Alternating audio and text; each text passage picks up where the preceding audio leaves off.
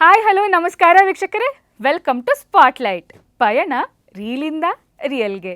ನಾನು ನಿಮ್ಮ ಹರಿಣಿ ನಟರಾಜ್. ಸ್ಪಾಟ್ಲೈಟ್. ವೀಕ್ಷಕರೇ, ಪ್ರಥಮ ಅನ್ನೋದು ಪ್ರತಿಯೊಬ್ಬರಿಗೂ ತುಂಬಾ ಸ್ಪೆಷಲ್ ಆಗಿರುತ್ತೆ. ಅದೇ ರೀತಿ ನಮ್ಮ ಜಿಮ್ ರವಿ ಅವರು ಕೂಡ ಮೊದಲನೇ ಬಾರಿಗೆ ಇಂಟರ್ನ್ಯಾಷನಲ್ ಲೆವೆಲಲ್ಲಿ ಬಾಡಿ ಬಿಲ್ಡಿಂಗ್ ಸ್ಪರ್ಧೆಗೆ ಫಾರಿನಿಗೆ ಹೋಗ್ತಾರೆ.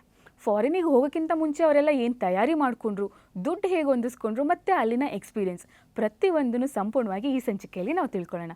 ಬನ್ನಿ ಅವರನ್ನು ಕಾರ್ಯಕ್ರಮಕ್ಕೆ ಸ್ವಾಗತಿಸೋಣ. ಸರ್ ನಮಸ್ಕಾರ. ನಮಸ್ಕಾರ. ಕಾರ್ಯಕ್ರಮಕ್ಕೆ ಸ್ವಾಗತ ಸರ್.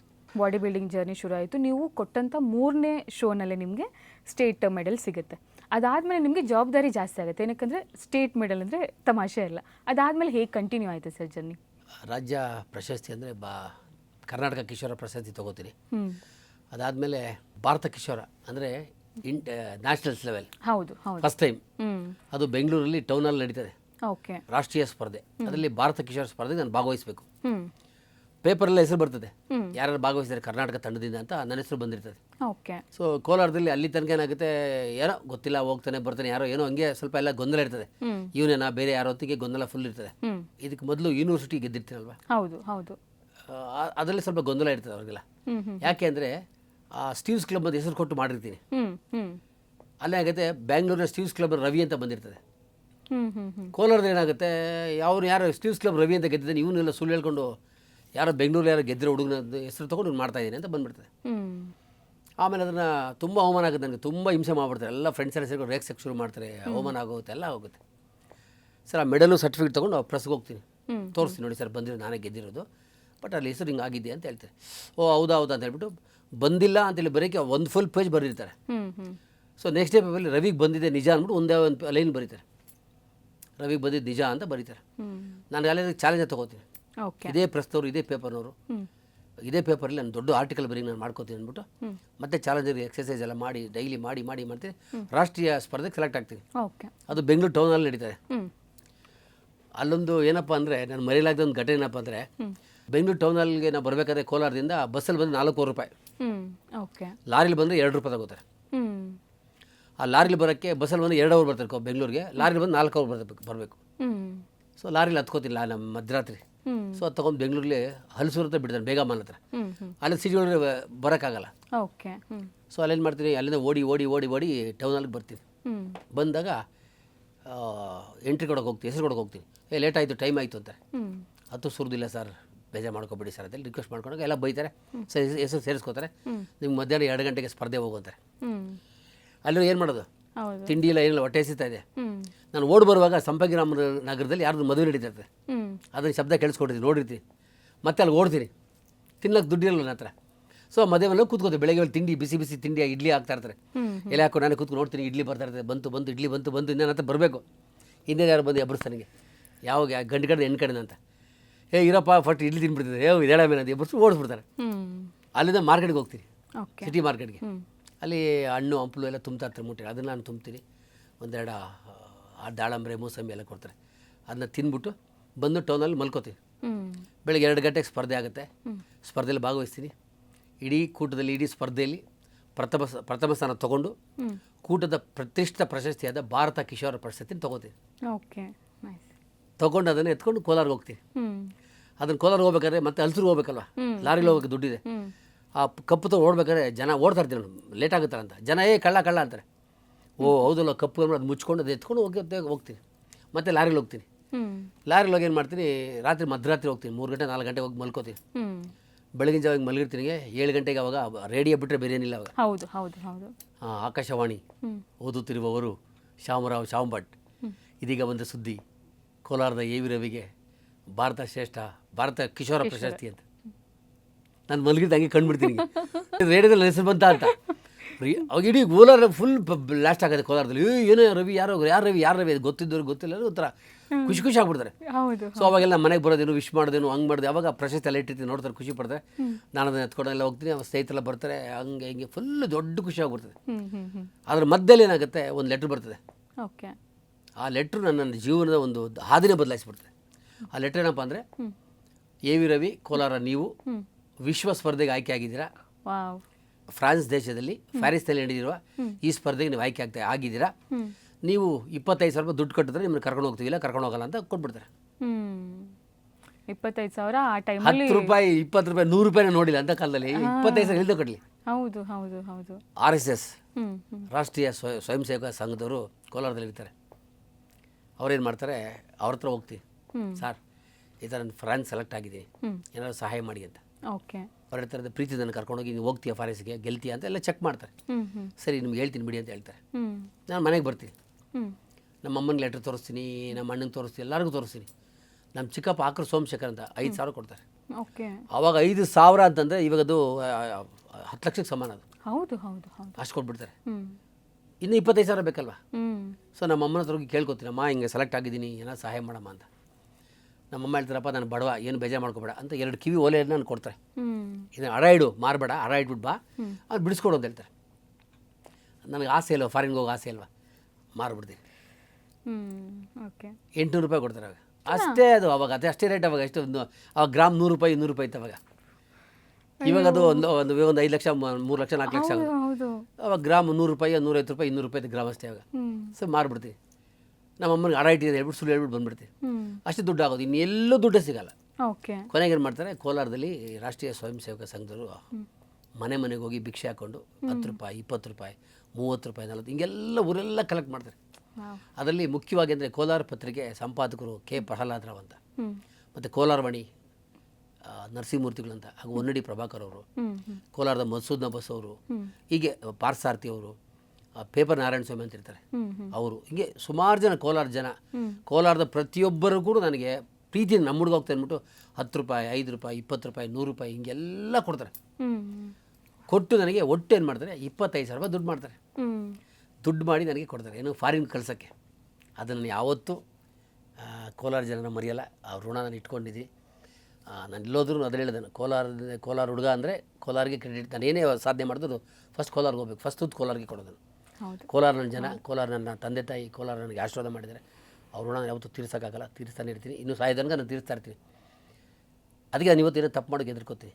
ನನ್ನ ಬೆಳೆಸಿದ್ದು ಕೋಲಾರದವರು, ನಾನು ಇಲ್ಲಿ ತಪ್ಪು ಮಾಡಿದ್ರೆ ಕೋಲಾರ ಮರ್ಯಾದೆ ಹೋಗುತ್ತೆ ಅಂದ್ಬಿಟ್ಟು ನಾನು ಯಾವುದೇ ತಪ್ಪು ಮಾಡೋಕೆ ಹೋಗಲ್ಲ. ಸೊ ಹಂಗಾಗಿ ಕೋಲಾರ ಹೌದಲ್ಲ ಸರ್, ತುಂಬಾ ದೊಡ್ಡ ವಿಷಯ. ಏನಕ್ಕಂದ್ರೆ 1 ರೂಪಾಯಿ 2 ರೂಪಾಯಿ ಮ್ಯಾಟರ್. ಅವಾಗ ಆ ಟೈಮಲ್ಲಿ 5 ರೂಪಾಯಿ 10 ರೂಪಾಯಿ ಕೊಟ್ಟಿದ್ದಾರೆ, ಹೋಗ್ಲಿ ಅಂತ ಕೊಟ್ಟಿದ್ದಾರೆ ಅಂತಂದ್ರೆ ಅದು ತುಂಬಾ ದೊಡ್ಡ ವಿಷಯ. ಅದರಲ್ಲೊಂದು ಸಣ್ಣ ಇನ್ಸಿಡೆಂಟ್ ಏನಪ್ಪ ಅಂದರೆ, ಒಬ್ಬರು ಮಾಸ್ಟರ್ ಇರ್ತಾರೆ. ಓಕೆ. ಬೆಳಗ್ಗೆ 5 ಗಂಟೆಗೆ ಬಂದು ನಾನು ಕರೀತಾರೆ. ಸೊ ಅವ್ರ ಹೆಸರು ಸುಬ್ಬಾರಾವ್ ಅಂತ, ಬೆಸ್ಟ್ ಸುಬ್ರಹ್ಮಣ್ಯ ಸುಬ್ಬು ಅಂತಾರೆ ಅವ್ರನ್ನ. ಬೆಳಗ್ಗೆ 5 ಗಂಟೆಗೆ ಬಂದು ನನ್ನ ಬಾಗಿಲು ತರ್ತಾರೆ, ರವಿ ಬರೋ ಇಲ್ಲಿ ಅಂತ ಕರೀತಾರೆ. ಅಲ್ಲಿ ದೊಡ್ಡ ಮಿರರ್ ಆಗಿರುತ್ತೆ ಮನೆಯಲ್ಲಿ, ನನಗೆ ಕಾಣ್ತದೆ ಅಡುಗೆ ಮನೆ ಏನು ಹಿಡಿದು ನನಗೆ ಕಾಣುತ್ತೆ. ನಾನು ಕೂತಿರ್ದು ನೋಡ್ತಾರೆ ಮಿರರಲ್ಲಿ. ಒಳಗಡೆ ವೈಫು ಗಂಡ ಜಗಳ ಮಾಡ್ತಾ ಇರ್ತಾರೆ. ರವಿ ಕಾಫಿ ಕೊಡೆ ಅಂತಾನೆ, ಇಲ್ಲಿ ಜಗಳ ಮಾಡ್ತಾ ಇರ್ತಾರೆ. ಸರಿ ಆಯ್ತು ಏನೋ ಅವರು ಹೆಂಡತಿ ಕಾಫಿ ಮಾಡ್ಕೊಂಡು ಅಷ್ಟೊಳಗಡೆ ಇವ್ರು ಮೇಸ್ಟ್ ಬಂದು ಪಕ್ಕ ಕೂತಾರೆ. ಹೋಗ್ಬೇಕಪ್ಪ, ನೀನು ಗೆಲ್ಬೇಕಪ್ಪ, ನೀನು ದೇಶಕ್ಕೆ ಹೆಸರು ತರಬೇಕು ಅಂತ ಮಾತಾಡ್ತಾ ಇರ್ತಾರೆ. ಆಯ್ತು ಮಾಸ್ಟರ್ ಅಂತ ಇರ್ತೀನಿ. ಟಕ್ಕದ್ದು ಇಲ್ಲಿಂದ ಟಪ ತೆಗೆದು ಕೈ ಕೊಟ್ಬಿಡ್ತಾರೆ. ನನಗೆ ನಂದು ಇಷ್ಟನಪ್ಪ, ಶಕ್ತಿ ಇಲ್ಲಪ್ಪ, ಬೇಜಾರು ಮಾಡ್ಕೊಬೇಡ, ನಾನು ಆಸೆ ಕೊಟ್ಬಿಡ್ತೀನಿ. ಕಾಫಿ ಕೊಡೋ ಹಾಕೊಂಡು ಕಳಿಸ್ಬಿಡ್ತಾರೆ. ನಾನು ಹಿಂಗೆ ಬಂದು ಮನೆ ತೆಗೆದು ನೋಡ್ತೀನಿ. ಆ ದುಡ್ಡು ಎಷ್ಟು ಅಂತ ಹೇಳ್ಬಾರ್ದು, ಬಟ್ ಅದನ್ನ ಹೇಳಲೇಬೇಕು. ಯಾಕೆ ಅದು ಎಷ್ಟು ವ್ಯಾಲ್ಯೂ ಇದೆ ಅಂತ. ಬರೀ 20 ರೂಪಾಯಿ ಇರ್ತದೆ. ಆ ಮಾಸ್ಟ್ರು ತಾನು ಸೇವಿಂಗ್ ದುಡ್ಡನ್ನ 20 ರೂಪಾಯಿ ನನಗೆ ಕೊಡ್ತಾರೆ. ಎಷ್ಟು ಕೂಡು ಮಡಗಿದ್ರು ಇನ್ನೂ 300 ರೂಪಾಯಿ ಶಾರ್ಟೇಜ್ ಬರ್ತದೆ. ಅವಾಗ ಏನಾಗುತ್ತೆ, ವ್ಯಾಯಾಮ ಶಾಲೆಯಲ್ಲಿ ಒಂದು ಹುಡುಗ ಬಂದು ಕೇಳ್ತಾರೆ, ಸರ್ ನಮ್ಮದು ರೋಟರಿ ಕ್ಲಬ್ ಇದೆ, ಸಾಯಂಕಾಲ ಬನ್ನಿ, ನೀವು ಹೋಗ್ತಾ ಇದ್ದರೆ ನಿಮ್ಗೆ ಫಸ್ಟ್ ಸನ್ಮಾನ, ಲೈಫಲ್ಲಿ ಫಸ್ಟ್ ಸನ್ಮಾನ ಮಾಡ್ತೀವಿ ಅಂತಾರೆ. ನನಗೆ ಸನ್ಮಾನಕ್ಕೆ ದುಡ್ಡು ಬೇಕಲ್ಲ, ನನಗೆ ಎಲ್ಲ ದುಡ್ಡು ಅಡ್ಜಸ್ಟ್ ಆಗಿದೆ, ಇನ್ನೂ 3,000 ದುಡ್ಡು ಬೇಕು ಸರ್, ಹಂಗೆ ಹೀಗೆ ಒದ್ದಾಡ್ತಾ ಇರ್ತೀನಿ ಅಂತ ಇರ್ತೀನಿ. ಅವ್ರೇನು ಮಾಡ್ತಾರೆ, ಸಾಯಂಕಾಲ ಸನ್ಮಾನಕ್ಕೆ ಅಂತ ಬಲವಂತ ಕರ್ಕೊಂಡು ಹೋಗ್ತಾನೆ. ಹೋಗೋಕ್ಕೆ ಇಷ್ಟ ಇರಲ್ಲ, ಕರ್ಕೊಂಡು ಹೋಗ್ತಾರೆ, ಸನ್ಮಾನ ಮಾಡ್ತಾರೆ, ಎಲ್ಲ ಮಾಡ್ತಾರೆ, ಮಾತಾಡೋಂತಾರೆ, ಮೈಕ್ ಕೊಡ್ತಾರೆ. ಫಸ್ಟ್ ಟೈಮ್ ಏನು ಮಾತಾಡೋ ಗೊತ್ತಿಲ್ಲ ನನಗೆ, ಏನೋ ಮಾತಾಡ್ತೀನಿ, ಮನೆಗೆ ಬರ್ತೀನಿ, ಬಂದು ಬ್ಯಾಗಲ್ಲಿ ಇಟ್ಬಿಟ್ಟು ಅಮ್ಮ ನಾನು ಮತ್ತೆ ದುಡ್ಡು ಅಡ್ಜಸ್ಟ್ ಮಾಡ್ಕೊಂಡು ಹೋಗ್ಬೇಕಂತ ಹೋಗ್ತೀನಿ. ಮತ್ತು ನಮ್ಮಮ್ಮ ಓಡ್ಬರ್ತಾರೆ, ಬಂದು ಏನೋ ಕವರ್ ನೋಡ್ತಾರೆ, ತೆಗೆದು ಅದ್ರಲ್ಲಿ 3,000 ರೂಪಾಯಿ ದುಡ್ಡು ಇರ್ತದೆ. ಬೆಳಿಗ್ಗೆ ಏನಾಗುತ್ತೆ, ಎಲ್ಲ 4 ಬಸ್ ಮಾಡ್ತಾರೆ. 4 ಬಸ್ಸಲ್ಲಿ ಜನ ಏನು ನನ್ನನ್ನು ಫುಲ್ ಕಲಿಸ್ಕೊಡೋಕ್ಕೆ. ಆ ಬಸ್ ಜನ, ನಮ್ಮ ಅಪ್ಪ ಅಮ್ಮ, ರಿಲೇಷನ್ಸು, ಬಂಧು ಬಳಗ, ನಾನು ಇಂಡಿಯಾ ಕೋಟ್ ಹಾಕಿದ್ದಾರೆ, ಬ್ಲೈಸರ್ ಹಾಕಿದ್ದೀನಿ, ಎಲ್ಲ ಹಾಕೊಂಡು ಬೆಂಗಳೂರು ಏರ್ಪೋರ್ಟ್ಗೆ ಬರ್ತೀವಿ. ಎಷ್ಟು ಕೋಟಿ ಕೊಟ್ಟು ಸಿಗಲ್ಲ ಅದು. ಹೌದು ಸರ್. ಅಂದರೆ ನೀವು ಅಮೆರಿಕಾಗೆ ಎಷ್ಟು ಸತಿನಾದರೂ ಹೋಗಿರ್ಬೋದು. 18 ಟೈಮ್ಸ್ ಹೋಗಿರೋದ್ರಲ್ಲಿ ಈ ಫಸ್ಟ್ ಟೈಮ್ ಅನ್ನೋದು ಇದೆಯಲ್ಲ, ತುಂಬ ಸ್ಪೆಷಲ್. ಹೋಗಿ ಫಾರಿನ್ಗೆ ಹೋಗ್ತೀನಿ, ಇಡೀ ವಿಶ್ವದಲ್ಲಿ ನನಗೆ 18 ಪ್ಲೇಸ್ ಬರ್ತದೆ, ತಗೋತೀನಿ. ಅವತ್ತಿಂದ ಇವತ್ತಿನ ತನಕ ನನಗೆ ಒಂದೇ ಹೆಸರು ಇಡೀ ವರ್ಲ್ಡಲ್ಲಿ, ಪ್ರಪಂಚದಲ್ಲಿ, ನ್ಯಾಚುರಲ್ ಬಾಡಿ ಬಿಲ್ಡರ್ ಅಂತ. ಪ್ಯಾರಿಸ್ ಪಯಣ ತುಂಬ ಅದ್ಭುತವಾಗಿತ್ತು, ತುಂಬ ಖುಷಿ ಆಯಿತು. ಅದಾದಮೇಲೆ ಸುಮಾರು ದೇಶಗಳು ಸುತ್ತಿದ್ದೀನಿ, ಪ್ರಪಂಚ ಸುತ್ತಿದ್ದೀನಿ. ಒಂದು ತಿಳ್ಕೊಳಿಸ್ತಾ ಇದ್ದರೆ, ನಾನು 310 ಬಾಡಿ ಬಿಲ್ಡಿಂಗ್ ಒಂದರಲ್ಲೇ 110 ಗೋಲ್ಡ್ ಮೆಡಲ್ ಬಾಡಿ ಬಿಲ್ಡಿಂಗ್ ಒಂದರಲ್ಲೇ ಮಾಡಿದ್ದೀನಿ, ರೆಕಾರ್ಡ್ ಆಗ್ತಾ ಇರ್ತದೆ. ಹೌದು ಹೌದು. ಆ 110 ಗೋಲ್ಡ್ ಮೆಡಲ್ 80 ಗೋಲ್ಡ್ ಮೆಡಲು ಬರೀ ನಾನು ತರಕಾರಿ ತಿಂದು ಮಾಡಿದ್ದೀನಿ. ವೆಜಿಟೇರಿಯನ್. ಯಾಕೆ ಅಂತಂದರೆ ನನಗೆ ನಾನ್ ವೆಜ್ ತಿನ್ನೋಕ್ಕೆ ಕಾಸು ಇರಲಿಲ್ಲ. ಹೌದು. ನೀವು ಅರ್ಥ ಮಾಡ್ಕೊಳ್ಳಿ, ನಾನ್ ವೆಜ್ ತಿನ್ನೋಕೆ ಕಾಸಿರಲಿಲ್ಲ, ಹಂಗಾಗಿ ಬರೀ ವೆಜ್ ತಿಂದೇ ಮಾಡಿದ್ದೀನಿ. Veg body builder, natural body builder. ನನಗೇನಾದ್ರು ನಾವು ಶ್ರೀಮಂತರಾಗಿದ್ದರೆ, ನಮ್ಮನೇಲೂ ನನಗೆ ಬೇಕಾದಷ್ಟು ದುಡ್ಡು ಕಾಸು ಇದ್ದಿದ್ದರೆ, ನಾನು ಚಿಕನ್ನು, ಕೋಳಿ ಮೊಟ್ಟೆ, ಫಿಶ್ ಅದು ಎಲ್ಲ ತಿನ್ಬೋದಾಗಿತ್ತು. ಅದು ತಿನ್ನೋಕ್ಕೆ ನನ್ನ ಕಾಸು ಇಲ್ಲದಿದ್ದಕ್ಕೋಸ್ಕರ ನಮ್ಮನೇಲಿ ಏನು ಸಿಗುತ್ತೆ, ನಮ್ಮ ಅಪ್ಪ ಅಮ್ಮ ನಮ್ಮಮ್ಮ ಏನು ಕೊಡ್ತಾರೆ, ನಾವು 5 ಜನ ಅಣ್ಣ ತಮ್ಮದು ಏನು ತಿಂತೀವಿ ಅದನ್ನೇ ತಿನ್ನಬೇಕು ಹೊರತು ನಾನು ಎಕ್ಸ್ಟ್ರಾ ತಿನ್ನೋಕ್ಕಾಗಲ್ಲ. ನಮ್ಮಲ್ಲಿ ಮಾಡಾಕ್ತಾ ಇರಲಿಲ್ಲ. ಇವಾಗ ಬೆಳಿಗ್ಗೆ ಫುಡ್ಡು, ರಾತ್ರಿ ಫುಡ್ಡು ಹಂಗೇನಿಲ್ಲ. ಇವಾಗ ಇರಲಿಲ್ಲ. ಹೌದು. ಬೆಳಗ್ಗೆ ಮುದ್ದೆ ಸಾರು ಮತ್ತು ರಾತ್ರಿ ಮುದ್ದೆ ಸಾರು ಅಷ್ಟೇ, ಮತ್ತೆ ಟಿಫನ್ ಬ್ರೇಕ್ಫಾಸ್ಟ್ ಅಂತ ಏನಿಲ್ಲ. ಇಂಥ ಒಂದು ಕಾಲಘಟ್ಟದಲ್ಲಿ ಬೆಳೆದಂಥ ನಾವುಗಳು ನೋ ಡಯಟು, ಹೌದು, no protein, no injection, no tablets, ಅದು ತಗೊಳ್ಳಿ ಇದು ತಗೊಳ್ಳಿ, ಹತ್ತಿನ ಸ್ಕಿನ್ ಹೋಗುತ್ತೆ, ಇದು ತಗೊಂಡು ಕೂದಲು ಬಿದ್ದೋಗುತ್ತೆ. ಖಂಡಿತ ನನ್ನ ಜನ್ಮದಲ್ಲಿ ನಾನು ಯಾವತ್ತೂ ಅದನ್ನು ಫಾಲೋ ಮಾಡಲಿಲ್ಲ, ಮಾಡೋದಿಲ್ಲ, ಮುಂದಕ್ಕೂ ಮಾಡಲ್ಲ ನಾನು. ಅದನ್ನು ಬಿಲೀವ್ ಮಾಡಲ್ಲ ನಾನು. ಹೌದು ಹೌದು ಹೌದು. ಸೊ ಯಾವುದೇ ಒಂದು ಒಂದು ಒಂದು ಒಂದು ವಸ್ತು ಬಗ್ಗೆ ಆಗಲಿ, ಒಂದು ವಿಷಯದ ಬಗ್ಗೆ ಆಗಲಿ ತುಂಬ ತಿಳ್ಕೊಬಾರ್ದು. ತಿಳ್ಕೊಂಡಾಗ ಏನಾಗುತ್ತೆ, ತುಂಬ ಪ್ರಾಬ್ಲಮ್ ಆಗುತ್ತೆ. ಹೌದು. ಓಕೆ ಸರ್, ಫಸ್ಟ್ ಟೈಮ್ ಫಾರಿನ್ಗೆ ಹೋಗಿರ್ತೀರ ನೀವು, ಅಲ್ಲಿ ಜಾಗ ಗೊತ್ತಿಲ್ಲ, ಭಾಷೆ ಗೊತ್ತಿಲ್ಲ, ಜನ ಗೊತ್ತಿಲ್ಲ, ಯಾರಂದ್ರೆ ಯಾರೂ ಗೊತ್ತಿಲ್ಲ. ಅಂಥ ಟೈಮಲ್ಲಿ ನಿಮಗೆ ಮೂಮೆಂಟ್ಸ್ಗಳಂತೂ ಇದ್ದೇ ಇರುತ್ತೆ. ಆ ಥರದಲ್ಲಿ ಯಾವುದಾದ್ರು ಒಂದು ಮೆಮೊರೇಬಲ್ ಮೂಮೆಂಟ್ ಅಂತ ಏನಾದರೂ ಇದೆಯಾ? ಸ್ವಿಟ್ಜರ್ಲ್ಯಾಂಡ್ಗೆ ಹೋಗ್ತೀನಿ. 1993-94 ಅನ್ಕೋತೀನಿ. ಆ ಒಂದು ಇದರಲ್ಲಿ ಸ್ವಿಟ್ಜರ್ಲ್ಯಾಂಡಲ್ಲಿ ಒಂದು ವಿಶ್ವ ಸ್ಪರ್ಧೆ ಆಗ್ತದೆ. ಅದಕ್ಕೆ ಅಚಾನಕ್ ನಾನು ಒಬ್ಬನೇ ಹೋಗ್ಬೇಕಾಗಿ ಪರಿಸ್ಥಿತಿ ಬರ್ತದೆ. ಓಕೆ. ಜಡ್ಜಸ್ ಎಲ್ಲ ಬರಬೇಕಾಗಿತ್ತು, ಬರೋದು ಲೇಟ್ ಆಗುತ್ತೋ, ಫ್ಲೈಟ್ ಮಿಸ್ ಆಗೋದು ಹೊತ್ತಿಲ್ಲ, ನಾನು ಒಬ್ಬನೇ ಹೋಗ್ತೀನಿ. ಸ್ಪರ್ಧೆನ ಅಟೆಂಡ್ ಮಾಡ್ತೀನಿ. ಸ್ಪರ್ಧೆಗೆ ಏನು ಮಾಡ್ತಾರೆ, 3 ದಿವಸ ರೂಮ್ ಫ್ರೀ ಕೊಡ್ತಾರೆ. ಇನ್ನು 3 ಡೇಸು ರೂಮ್ ಕೊಡಲ್ಲ, ವಾಪಸ್ ಬರಬೇಕು ಅಷ್ಟೊಳಗಡೆ. ಒಟ್ಟು 6 ಡೇಸಲ್ಲಿ ನಮಗೆ ಟಿಕೆಟ್ ಹಾಕಿರ್ತಾರೆ. 3 ಡೇಸಲ್ಲಿ ಅವ್ರು ಫ್ರೀ ರೂಮ್ ಕೊಡ್ತೀವಿ. ಇನ್ನು 3 ಡೇಸ್ ಇದೆಯಲ್ಲ, ಆ 3 ಡೇಸ್ಗೆ ನನಗೆ ರೂಮ್ ಬಾಡಿಗೆ ಕಟ್ಟಕ್ಕೆ ಕಾಸಿರಲ್ಲ. ಆಮೇಲೆ ಆಯೋಜಕರು ಇರ್ತಾರಲ್ಲ, ಅವ್ರು ಹೇಳ್ತಾರೆ ಆಯಿತು 6 ಡೇಸ್ ಕಂಟಿನ್ಯೂ ಮಾಡಿ ನೀವು, ಆಮೇಲೆ ಖಾಲಿ ಮಾಡ್ಕೊಂಡು ಹೋಗಿ ಅಂತ ಹೇಳ್ತಾರೆ. ಸರಿ, ಆ ರೂಮಲ್ಲಿ ಇದ್ಬಿಡ್ತೀನಿ ನಾನು. ಫಸ್ಟ್ ಡೇ ಫಂಕ್ಷನ್ಗೆ ಹೋಗ್ತೀನಿ, ಅಲ್ಲಿ ಊಟ ಏನೋ ಕೊಡ್ತಾರೆ, ತಿನ್ಕೊಂಡ್ಬಿಡ್ತೀನಿ. ಸೆಕೆಂಡ್ ಡೇನೂ ಹೋಗ್ತೀನಿ, ಅಲ್ಲಿನೂ ಆಗೋಗುತ್ತೆ. ಥರ್ಡ್ ಡೇ ಬರ್ತೀನಿ, ಫಂಕ್ಷನ್ ಆಗೋಗಿರ್ತಾರೆ. 3rd day, 4th day, 5th day ಬೆಳಗ್ಗೆ ಕೆಳಗಡೆ ಬರೋದು, ರೂಮೆಲ್ಲ ಕೆಳಗಡೆಲ್ಲ ಫುಲ್ ಓಡಾಡ್ತೀವಿ. ಎಲ್ಲ ಬೆಳಗ್ಗೆ ತಿಂತಾ ಇರ್ತಾರೆ, ಊಟ ತಿಂಡಿ ಎಲ್ಲ ತಿಂದ ನೋಡ್ಕೊಂಡು ಸುಮ್ಮನೆ ಹಿಂಗೆ ಓಡಾಡೋದು ಬರೋದು ಹಿಂಗೆ ಮಾಡ್ತಾ ಇರ್ತೀನಿ. ಫಸ್ಟ್ ಡೇ ಹಿಂಗೆ ಮಾಡ್ತಾ ಇರ್ತೀನಿ. ನಾನು ದುಡ್ಡಿರಲ್ಲ, ಜೋಬಲ್ಲಿ ಹುಡುಗರು ಇಂಡಿಯನ್ ದುಡ್ಡು 500 ರೂಪಾಯಿ ಇರ್ತದೆ. ಅಲ್ಲೂ ಪಕ್ಕದಲ್ಲಿ ಒಂದು ದೊಡ್ಡ ಶಾಪ್ ಇರ್ತಲ್ಲ, ಕೇಳ್ತೀನಿ ಬ್ರೆಡ್ ಕೊಡಿ ಅಂತ 500 ರೂಪಾಯಿ ಕೊಡ್ತೀನಿ. ಅವ್ನು ಹೇಳ್ತೀನಿ ಇದಕ್ಕೆ ಡಾಲರ್ಸ್ ಬೇಕು, ಇದೆಲ್ಲ ಕೊಡೋಕ್ಕಾಗಲ್ಲ ಅಂತಾನೆ.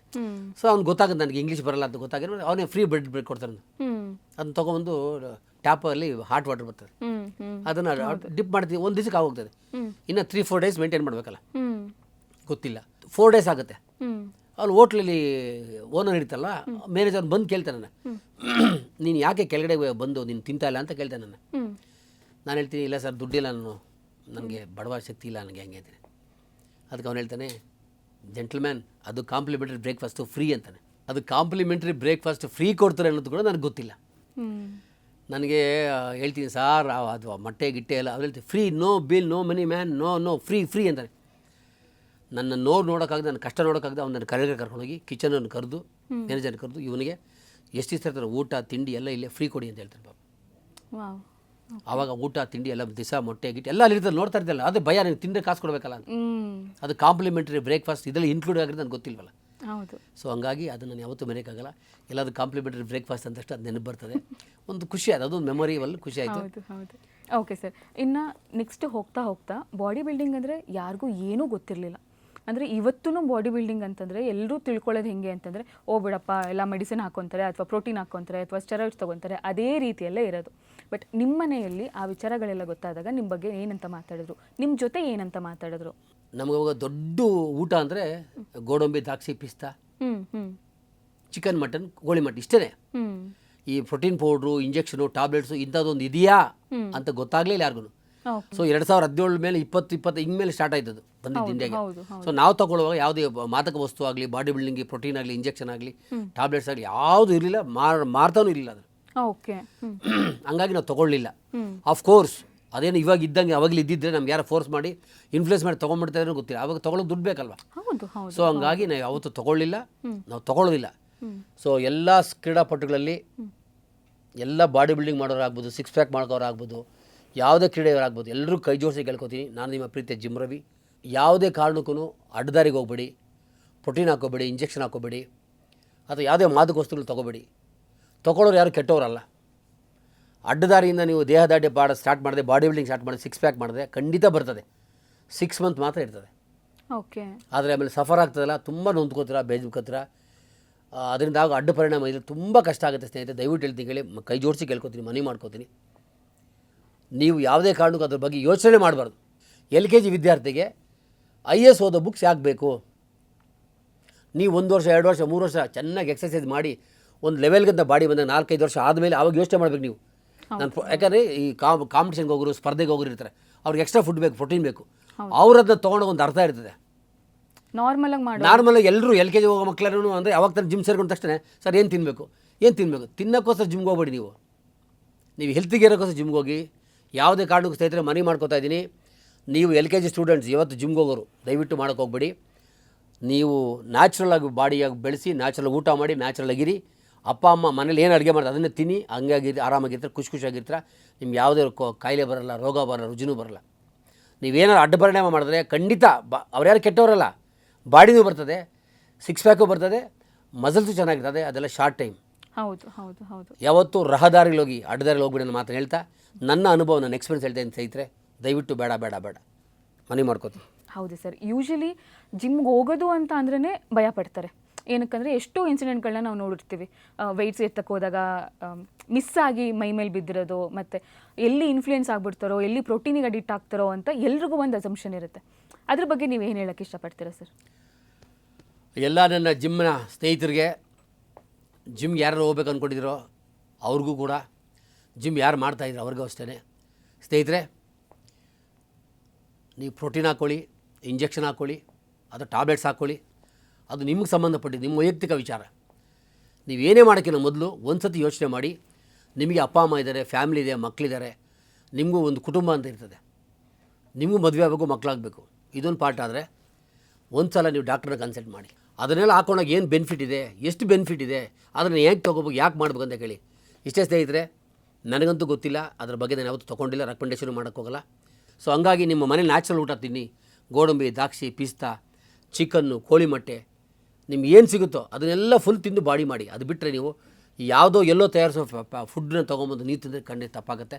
ಸುಮಾರು ಇನ್ಸಿಡೆಂಟ್ ಆಗಿದ್ದಾವೆ, ಕೂದಲು ಬಿದ್ದೋಗ್ತದೆ, ಸೆಕ್ಷುವಲ್ ಪ್ರಾಬ್ಲಮ್ ಆಗುತ್ತೆ, ಸ್ಕಿನ್ನಲ್ಲಿ ವಾಸನೆ ಬರ್ತದೆ, ಇವೆಲ್ಲ ಪ್ರಾಬ್ಲಮ್ಮು ಶಾರ್ಟ್ ಟೈಮ್ ಆಗುತ್ತದೆ ಸ್ನೇಹಿತರೆ. ಅವೆಲ್ಲ ಮಾಡೋಕ್ಕೆ ಹೋಗ್ಬೇಡಿ. ನೀವು ಮಾಡಿ, B natural, be good, do good. ನಿಮ್ಮದು ಕೂಡ ಜಿಮ್ ಇದೆ, ನಿಮ್ಮ ಜಿಮ್ಮಲ್ಲೂ ಕೂಡ ಯಾರಾದರೂ ಬಂದು ಏನಾದರೂ ನಾವು ಪ್ರೋಟೀನ್ ತೊಗೊಳ್ಳೋದಾ ಅಂತಂದರೆ ನೀವೇನು ರೆಕಮೆಂಡ್ ಮಾಡ್ತೀರಾ? ನನ್ನ ಜಿಮ್ಮಲ್ಲಿ ಪ್ರೋಟೀನ್ ಫಸ್ಟ್ ಅಡ್ಮಿಷನ್ ಆಗ್ತಾರೆ, ಜಿಮ್ಮಲ್ಲಿ ಪ್ರೋಟೀನ್ ಇದೆಯಾ ಅಂದ ತಕ್ಷಣ ಖಂಡಿತ ಇಲ್ಲ ಸರ್, ಹಂಗೆ ತೊಗೊಳೋಗಿದ್ದು ದಯವಿಟ್ಟು ಹೋಗಿ ಅಂತ ವಾಪಸ್ ಕಳಿಸ್ಬಿಡ್ತೀನಿ. ನಮ್ಮ ಜಿಮ್ಮಲ್ಲಿ ಎನ್ಕರೇಜೇ ಮಾಡಲ್ಲ, ಅದ್ರ ಬಗ್ಗೆ ನಾವು ಮಾತಾಡೋದೇ. ನಮ್ಮ ಜಿಮ್ಮಲ್ಲಿ ಯಾವುದೋ ಹತ್ರ ಸೇಲು ಮಾಡಲ್ಲ, ನಮಗೆ ಅದ್ರ ಬಗ್ಗೆ ಗೊತ್ತೂ ಇಲ್ಲ. ಸೊ ಹಂಗಂತ ಅದನ್ನ ಅವಾಗಿಂದ ರಿಕ್ವೆಸ್ಟ್ ಮಾಡ್ಕೋತೀನಿ ನಿಮಗೆ. ಪ್ರೋಟೀನ್ ಹಾಕೊಳ್ಳೋರು, ಇಂಜೆಕ್ಷನ್ ತೊಗೊಳ್ಳೋರು, ಅವೆಲ್ಲ ತೊಗೊಳ್ಳೋರು ಯಾವುದು ಕೆಟ್ಟವರಲ್ಲ ಅವರು. ಹೌದು ಹೌದು ಹೌದು. ಅದನ್ನು ಆರ್ಲಿಕ್ಸ್ ಥರ ಅದನ್ನು ತೊಗೋಬೋದು, ತಪ್ಪಿಲ್ಲ. ಆದರೆ ಒಂದ್ಸರಿ ಡಾಕ್ಟ್ರ ಚೆಕ್ ಮಾಡಿಸಿ. ನೀವು ತೊಗೊಳ್ಳೋದ್ರ ಪರಿಣಾಮ ನಿಮ್ಮ ಮೇಲೆ, ನಿಮ್ಮ ಕುಟುಂಬದ ಮೇಲೆ ಬೀಳ್ತದೆ, ನಿಮ್ಮ ಹಾರ್ಟ್ ಮೇಲೆ ಬೀಳ್ತದೆ, ನಿಮ್ಮ ಕಿಡ್ನಿ ಮೇಲೆ ಬೀಳ್ತದೆ, ನಿಮ್ಮ ಕಣ್ಣು ಮೇಲೆ ಬೀಳ್ತದೆ, ನಿಮ್ಮ ಕೂದಲು ಮೇಲೆ ಬೀಳ್ತದೆ. ಸೊ ಸೈಡ್ ಎಫೆಕ್ಟ್ಸ್ ಜಾಸ್ತಿ ಆಗೋದ್ರಿಂದ, ತುಂಬ ರಿಪೋರ್ಟ್ ಬರ್ತಾರೋದ್ರಿಂದ, ತುಂಬ ಇದಾಗ್ತಾರಿಂದ ದಯವಿಟ್ಟು ಯಾವುದೇ ಕಾರಣಕ್ಕೂ ಅಡ್ಡ ಪರಿಣಾಮಕ್ಕೆ ತೊಗೋಬೇಡಿ, ಮಾಡಬೇಡಿ.